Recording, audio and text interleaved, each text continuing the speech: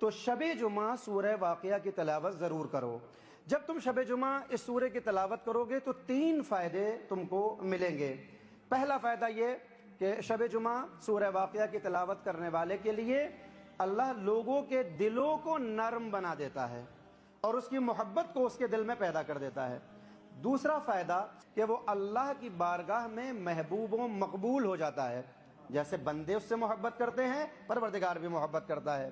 तीसरा फ़ायदा, इमाम ने फरमाया कि देखो दुनिया में ज़माने की बुनियाद पर कई मरतबा ऐसा होता है कि हम अइम्मा एक ख़ास वक्त में मौजूद हैं और अपना वक्त गुजरने के बाद इस दुनिया से चले जाते हैं।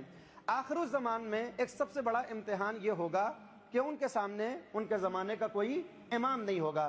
लिहाजा इमाम ने फरमाया कि सूरह वाक़िया का तीसरा फ़ायदा तुम्हें यह मिलेगा कि अगर शब जुमा इस सूरह की तुम तिलावत करोगे तो मौलल मुवाहिदीन अमीरुल मोमिनीन अली इब्न अबी तालिब अलैहिस्सलातु वस्सलाम का साथ तुम्हें मिल जाएगा, यानी तुम्हारा शुमार मौला के गुलामों में होगा। ये 3 फ़ायदे बयान किए गए।